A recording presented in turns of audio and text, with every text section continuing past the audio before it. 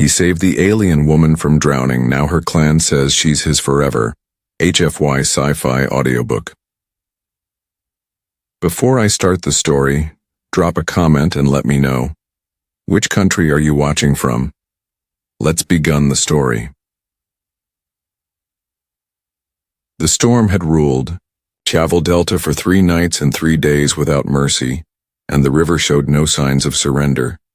Its swollen body chewing through mud banks and swallowing whole trees like a beast demanding tribute, and Kael Draven stood at the edge of the shattered span with the patience of a soldier who had learned long ago that waiting kept you alive.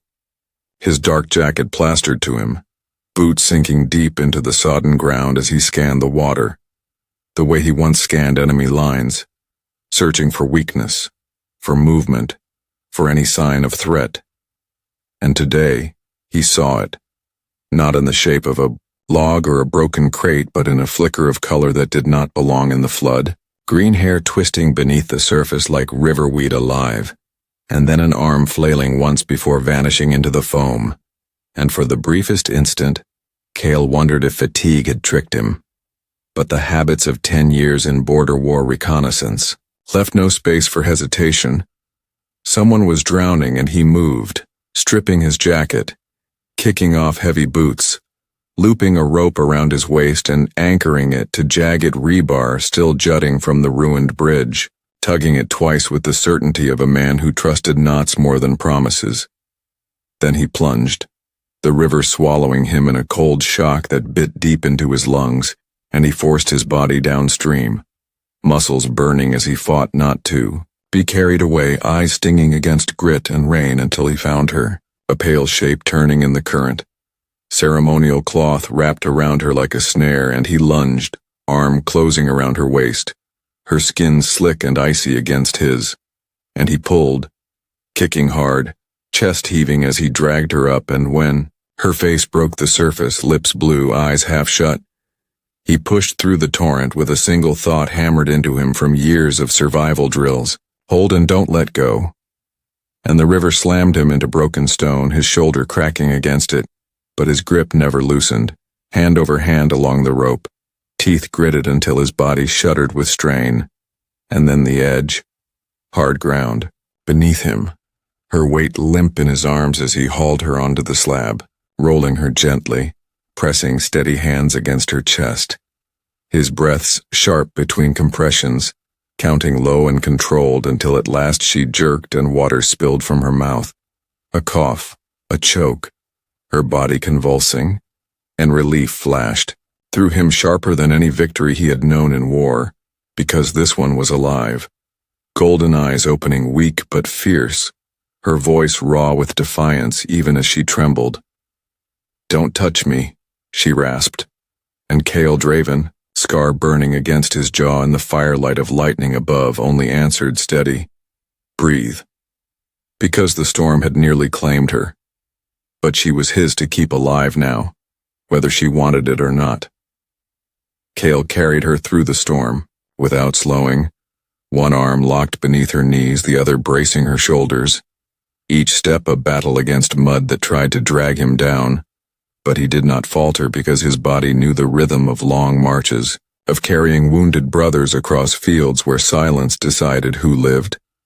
And when the cabin's warped door finally came into view against the blur of rain, he shouldered it open, and the iron stove inside breathed faint heat into the room. A pocket of survival carved out of wilderness, and he set her down on the bench, her green hair clinging wet to her skin, her ceremonial cloth plastered like a shroud against her trembling frame.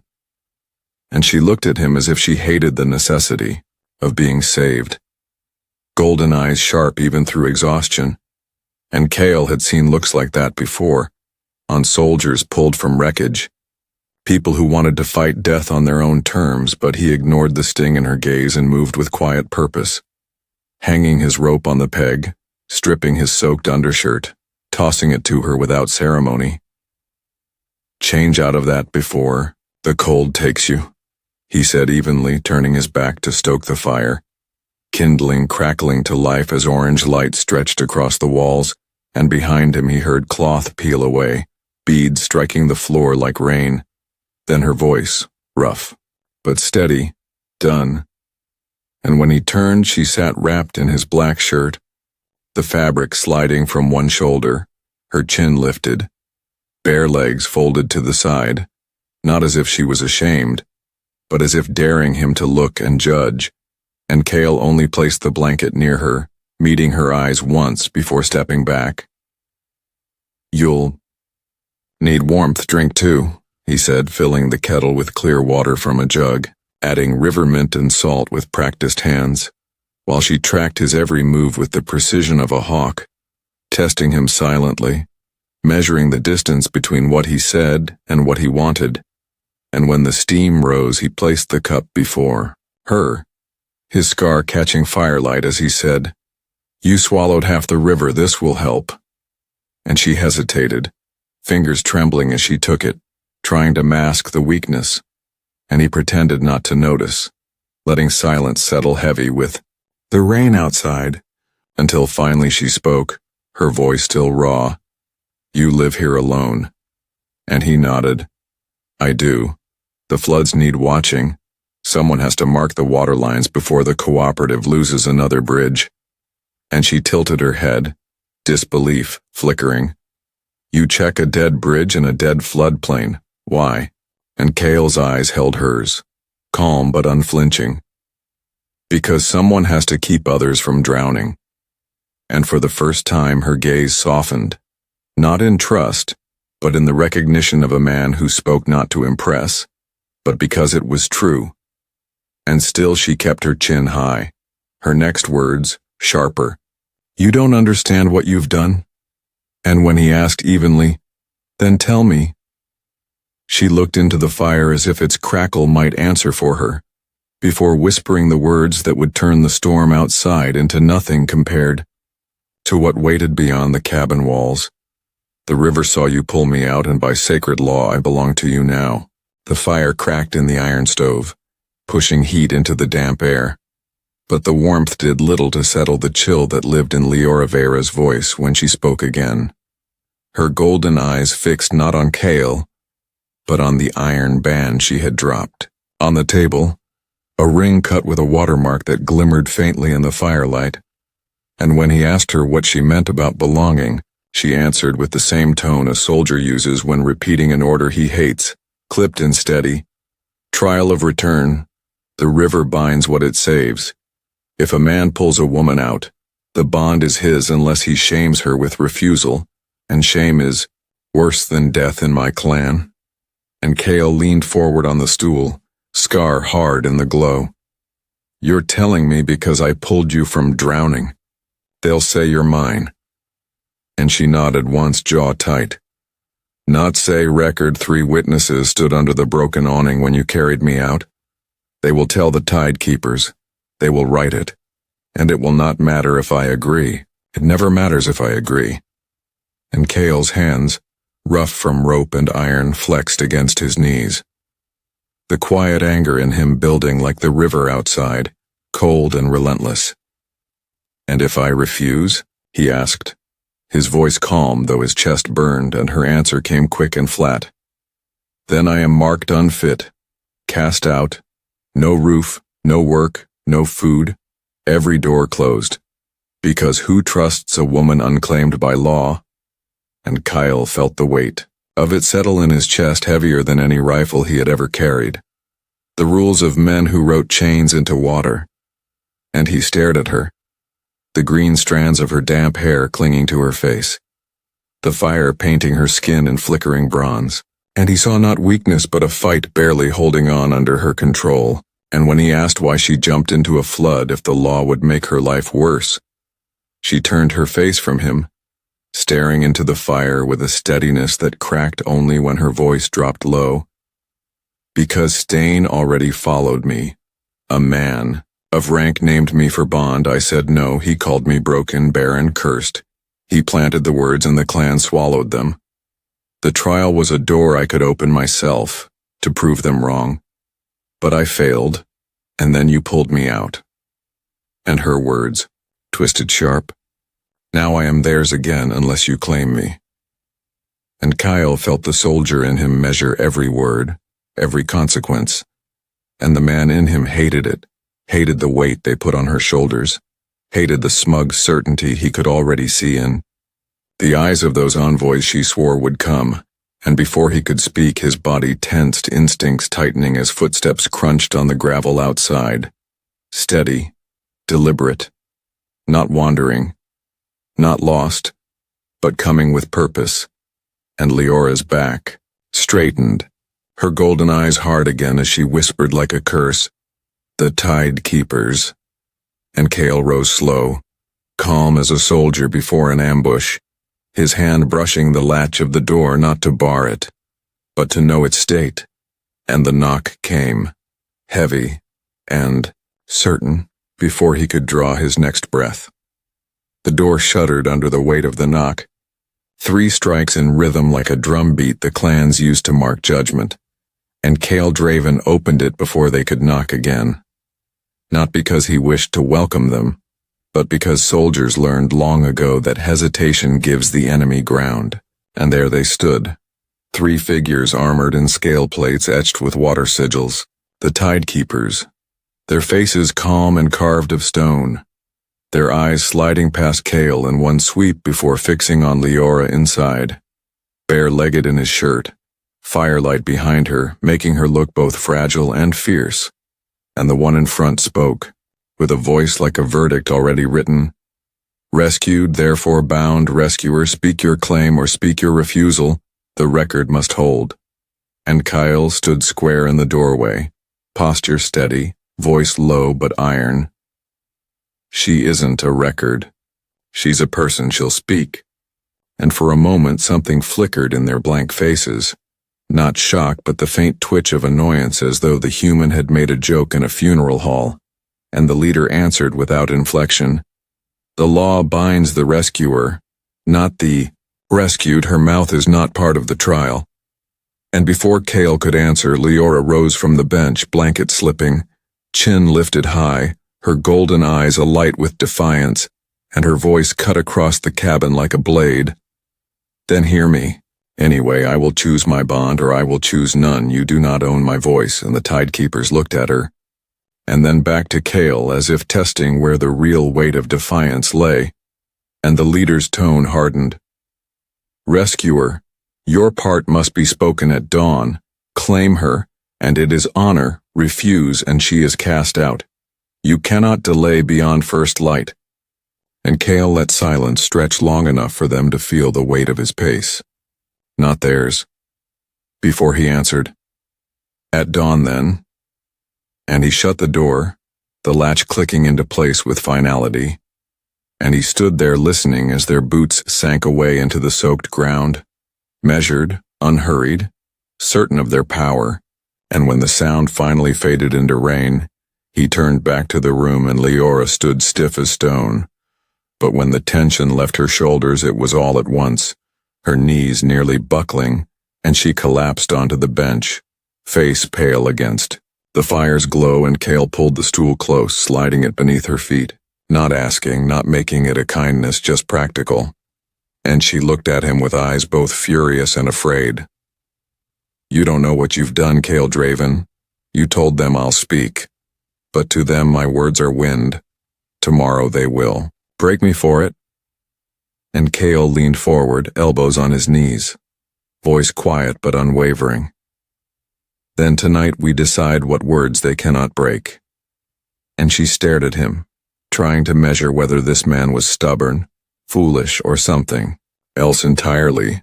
And for the first time since the river, her silence carried not despair but the thin, sharp edge of possibility. The cabin settled into its own rhythm after the Tidekeepers left, the storm muttering low outside, rain sliding in sheets down the walls, the stove spitting sparks as wood split and caught, and Kael Draven sat in the chair near the door, posture angled toward the sound of the world beyond. Every creak in the floorboards, every drip from the eaves filed away by instinct, while Liora Veyra sat by the fire wrapped in his shirt and blanket, arms locked around herself like a fortress, her golden eyes not on the flames but on him, watching the way his scar caught the light, the way he hadn't relaxed even after the envoys were gone. And finally she broke the silence, her voice low, probing. "You watch like a soldier." And Kael didn't shift, didn't smile, only answered steady, "Habit," and when she pressed again, "Which war?" He hesitated a fraction before saying, "The border conflicts, 10 years. Reconnaissance, waiting, listening, learning the patience to live in silence." And she studied him, her gaze sharper now, as if trying to measure if this solitude of his was chosen or simply the only thing left after too much blood. And when he added quietly, "When it ended, they gave us medals and no place to stand. So I came here to fight weather instead of men." Her mouth pulled in something almost like a smirk, bitter but approving. "And ghosts," she said. Not as a question, but as a truth she read from the set of his shoulders. And Kael's eyes flicked to her, steady and sharp, then back to the fire. And he gave a slow nod. "And ghosts, and—" The honesty unsettled her more than a lie would have, because it wasn't weakness he revealed, but the fact he carried it without flinching. And for the first time, the edge in her voice softened when she said, "You don't understand what defying them means, Kael Draven. They will not only shame me, they will strip you too, call you a man who couldn't keep a woman. They will bleed your name into dirt until nothing is left." And he leaned forward, elbows on knees, eyes unwavering. "I've carried worse than their words. Their opinion isn't my concern, you are." And the words landed heavy in her chest, burning hotter than the fire. And though she wanted to call him a liar, her body betrayed her with the heat that rose in her throat. So she shifted, testing him in a different way, leaning forward, so the blanket slipped from her shoulder, exposing more of her skin to the fire's glow. And she caught his glance, quick, hungry but reined in, his jaw tightening as he forced his eyes back to hers. And she tilted her head slightly, a half smile, tugging at her lips. "You look away every time. Is it discipline or fear?" And Kael's voice stayed calm, but the weight behind it was undeniable. "Respect, but don't mistake that for lack of interest."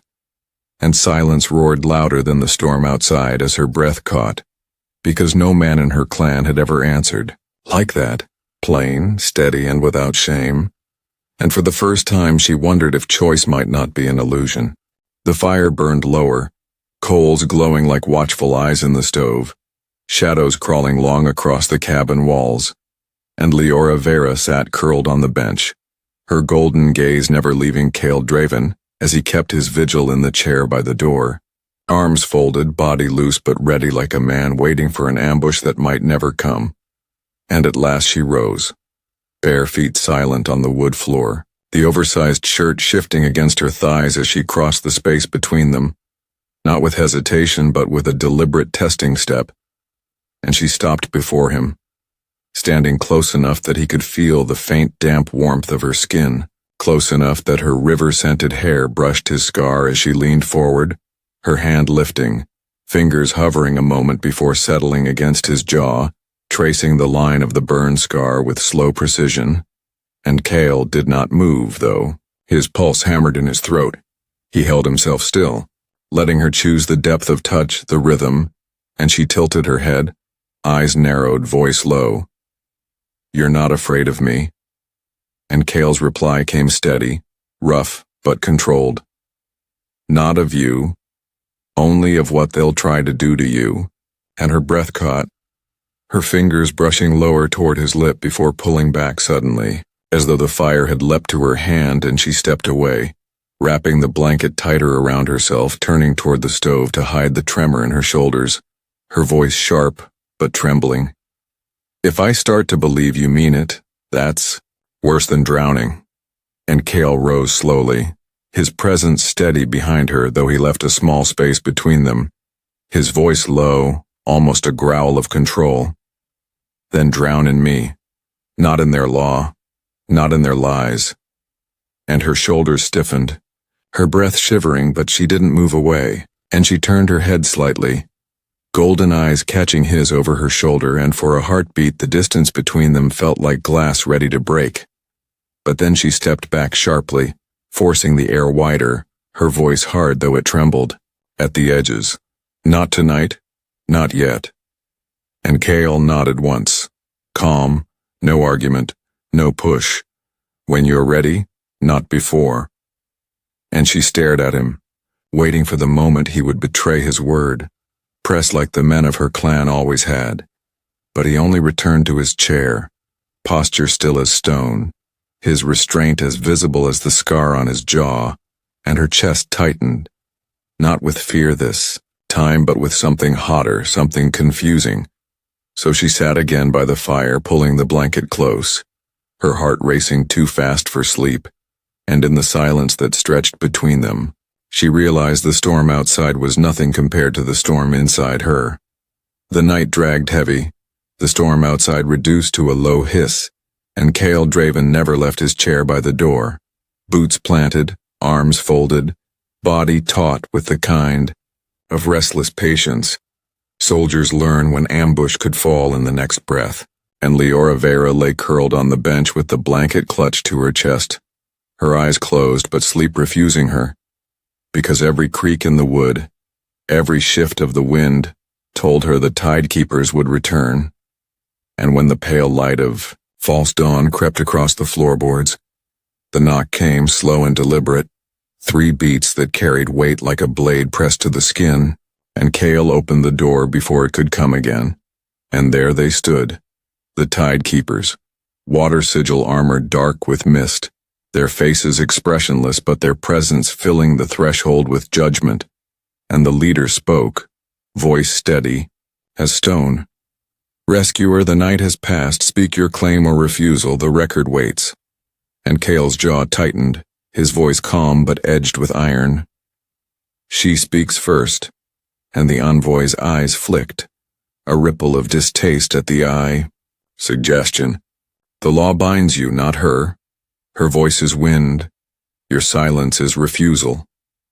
And behind Kael, Liora rose, the blanket slipping as she stood tall in his shirt, bare feet planted on the boards, chin high, her golden eyes burning as she cut across. The envoy's decree? Then hear me anyway, I am not property. I will not be a prize if there is law. Let it begin with my choice.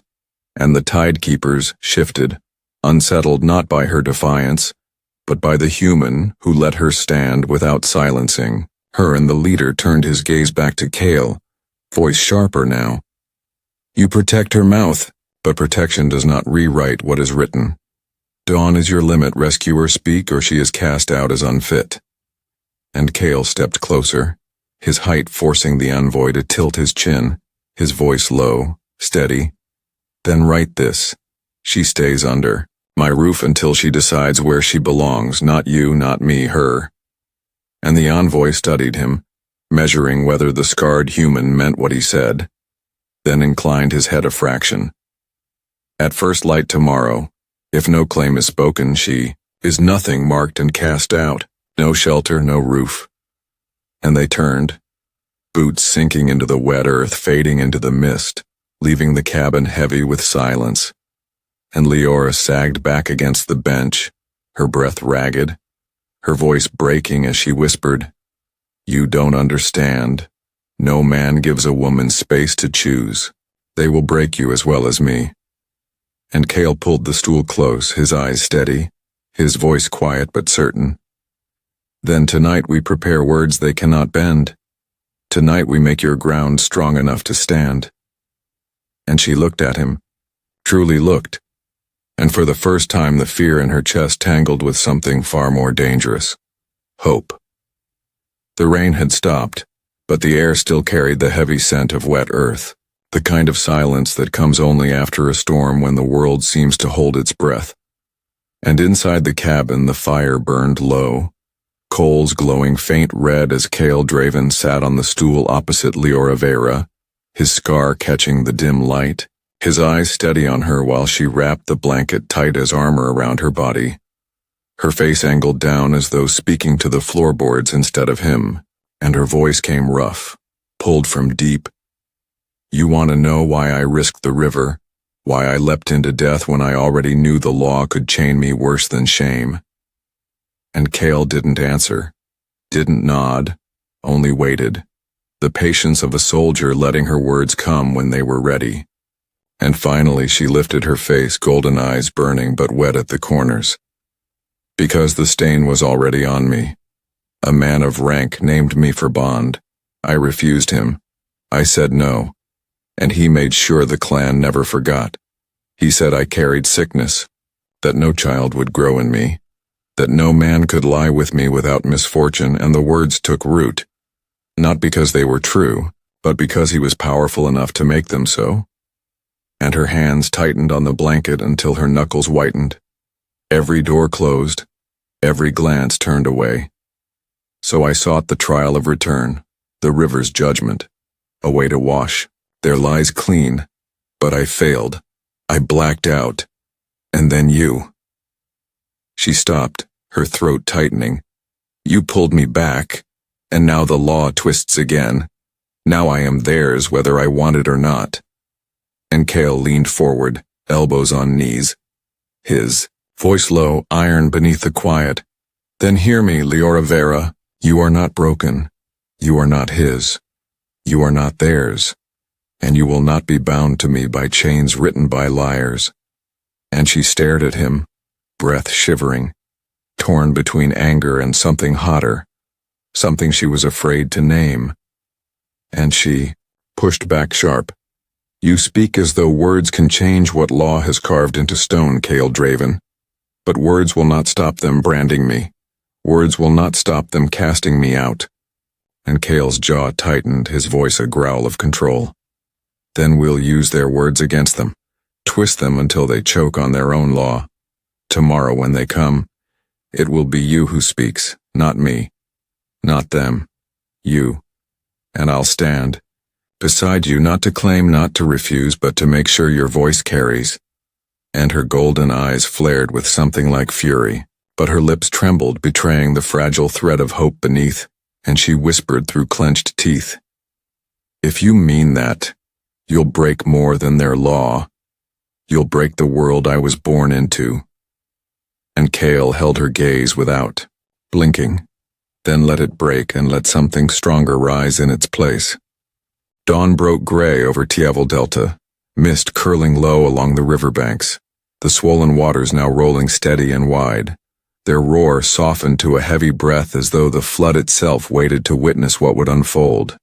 And Kael Draven stood at the edge of the shattered span, boots planted, shoulders square, his dark jacket damp with dew, the scar along his jaw sharp in the new light, while beside him Liora Veyra emerged from the cabin, her long green hair braided with thin strands of silver riverweed, her body wrapped in a garment she had cut herself from the remains of her ceremonial cloth, pale fabric draped clean across her thighs, not as a prisoner's shroud but as a woman's armor. And her golden eyes burned clear as she walked to his side, her bare feet silent on the wet earth, and already the clan was there, gathered in, a wide half-circle along the banks, their faces pale with expectation, some whispering, some silent, children clinging to their mothers, elders standing stiff with judgment, and at the center of them, the Tidekeepers, armor marked with water sigils, their eyes cold, their presence heavy, and the leader stepped forward, his voice echoing across the mist. Rescuer, the time has come, the law demands your word, claim her and she is yours, refuse and she is nothing. And Kael's face was stone, but he did not speak. Instead he turned slightly, leaving space at his side, his gaze steady on Liora, and the Tidekeepers frowned, their eyes narrowing as if they had missed the cue. And then Liora stepped forward, her chin high, her voice ringing like steel struck against stone. My people say I was saved by him, that I belong to him. You demand he speak, you demand I wait. But I say this, I belong to no man who does not first belong to me. I will not be claimed by law. I will not be erased by silence. If you need record, then write this. I choose Kael Draven.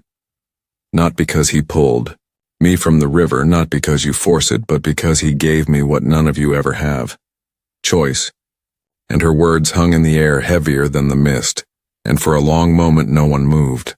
The clan silent, even the river seemed to hush, and Kael stepped to her side. Not in front, not behind, his voice deep and clear. You've had your answer. And the Tidekeepers shifted, unsettled, the leader's mouth tightening. This will not be accepted. And Liora's golden eyes flashed as she cut him off.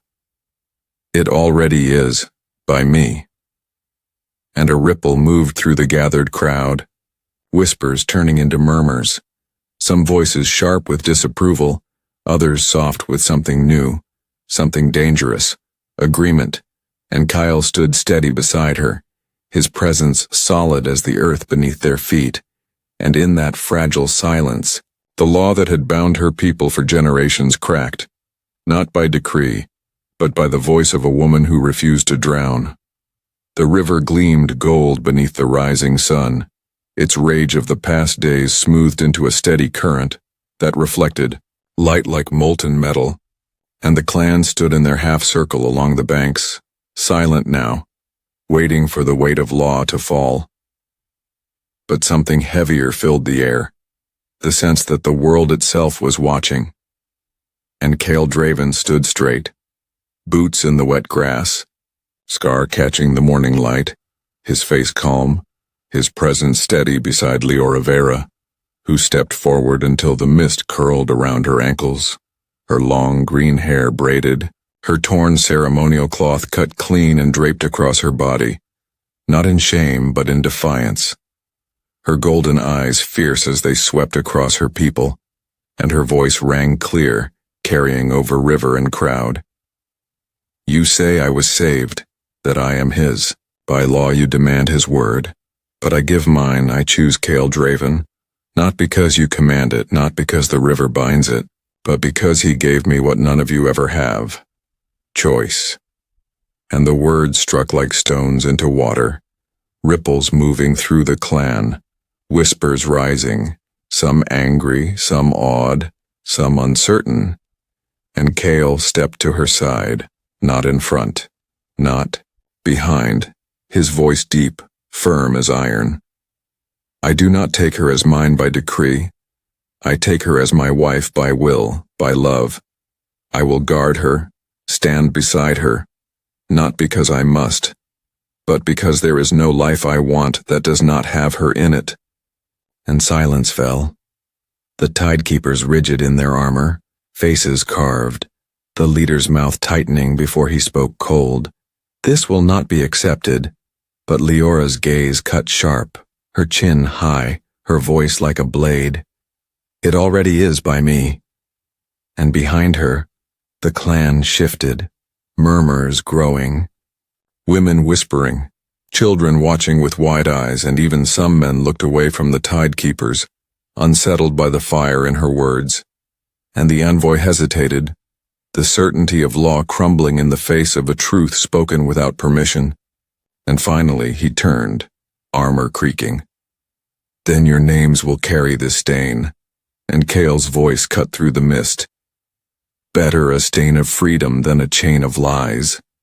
And the Tidekeepers withdrew, boots heavy on the sodden ground. But they did not speak again, their silence louder than threats, and when the last of them vanished into the haze, Liora's breath trembled, her body shaking with the force of what she had unleashed.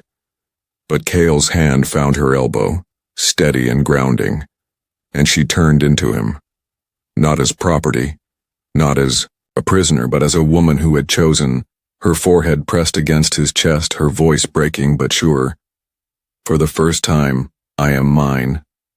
And Kael's arms circled her, strong but careful, his jaw tightening, his voice rough as he answered, And you are mine, not by river, not by clan, but because we said so.